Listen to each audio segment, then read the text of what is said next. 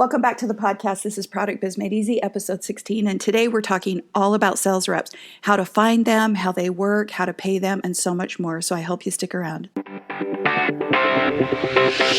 Welcome to the Product Biz Made Easy podcast, where we help you scale your product-based business. Your award-winning host and serial entrepreneur, Becky J. Anderson, created an 8-figure product-based brand that was sold all over the world and in big box retail stores. Each week, she will be sharing sales strategies, marketing advice, or inspiring interviews to help you scale your product-based business. Now, on to the show. We all want to scale our product-based business, right? The quickest way to scale your product-based business is to sell wholesale. Rather than try to increase the number of customers you sell an individual product to, you sell a large number of items to a handful of wholesale buyers. So the best way to find new wholesale customers is through sales reps, and that's what we're talking about today. So hopefully I can answer all your questions because I've received a lot of questions lately about sales reps. So sales reps, the way they work, they present merchandise to retailers in their area, and they take the orders. So they typically work out of a showroom or they travel within a territory that they cover. They usually have the exclusive rights in that area that you agree to in the contract.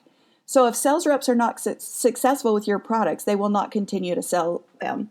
The reps are paid strictly by commission, so they tend to show the retailers lines that they will sell well to get reorders.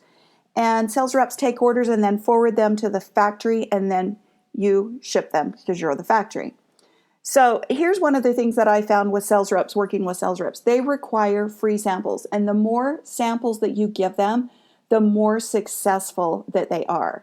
The more tools that sales reps have, the better they can sell your product. Because you think about it, they don't know your product like you do, and they've got to pull it out of the bag. And remember, they're going to have a lot of lines to pull out of the bag.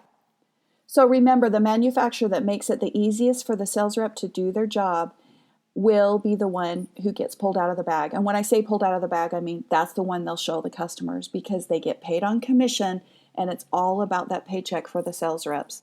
My sales reps were so much more successful when I provided them with samples, catalog samples that they could see, touch, and feel and show the customers so they knew what they were getting. So you'll need to make sure that you build the samples that you're going to provide into your margin. Now, because I did candles and had a lot of candles, I didn't send them all my candles. I sent them one candle in each jar size, but then I sent them these little teeny tiny, less than 1 ounce pots that we had poured wax in. They didn't even have a wick in, that we had poured wax in and made the color of the wax and the fragrance so that they could take the lid off and smell what the other candles in that jar were like that they had the sample of. So get creative on how you do the samples. So I remember when I started with sales reps, I had a whole bunch come on the first year. I put out a lot of samples that year, but then it kind of evened out as the sales reps got working in the different territories. And sales reps are paid 15% commission for orders that they sell at the regular wholesale price. So you want to make sure when you're pricing your products, if you're going to use sales reps, that you build that in to your margin. But a lot of you will say, oh my gosh, that's a lot of money. I have to sell at wholesale half of what the retail would be, and then I have to do 15% for the sales rep. But think about the volume that you will get. So just build it into the margin. Make your price a little bit higher so you can put it there. Because there are a lot of benefits to working with a sales rep. So experienced sales reps mean less management time for you. The reps will handle the customer service issues. If you teach your sales reps your product knowledge, they will do that too. They'll teach the customers. So I used to do a training every trade show for the sales reps. These are all the products that are new. This is how you work them. Here's the benefits and features. So I spent a lot of time trying to train them, but it really paid off because I was able to scale my business pretty large using sales reps. So how do you find sales reps for your product-based business? The best way to find them is go to a trade show. So I found mine just by going to a trade show and walking around and studying the rep groups and the products that were at the trade show.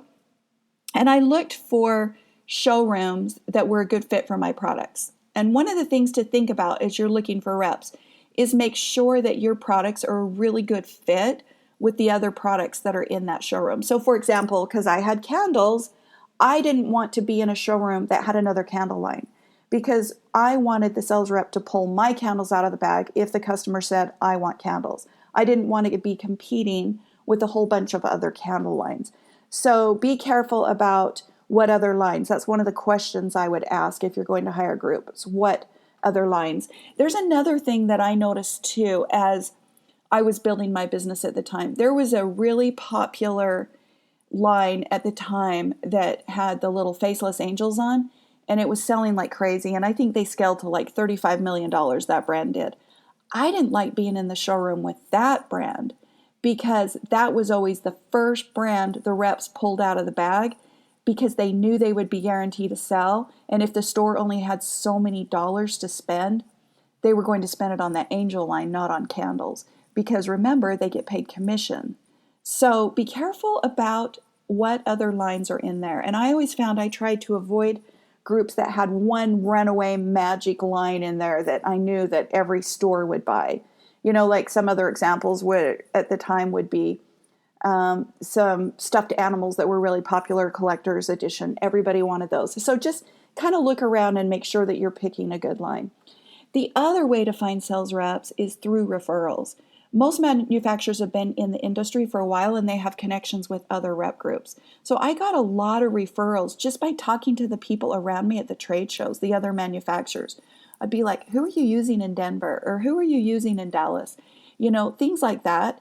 They will share, especially if you're not in a competitive niche with them. They'll pretty much share. So referrals are another great way. You can also online, there are websites where you can find connections. Some of them are like greatrep.com or saleshunter.com. So you can look at some of those websites as well. I never really use those, but they're available. So here's another hack I use to find sales reps. Look at the trade journals. So for example, gift and decorative accessories, home accessories, you know, there's a whole bunch of magazines like that these rep groups will advertise in. So I would get those magazines and look through. And then you can also get clues out of there. Remember, success leaves clues. There'll be ads for other companies and they'll say also seen in these showrooms, and they'll list all the showrooms throughout the US. And if you want a copy of the list of trade show journals or trade journals, you can get those on my website. Go to beckyjanderson.com and look for in my blogs, go to the tab that says Trade Magazine. It will give you a list of all the trade magazines in most of the niches that you can find.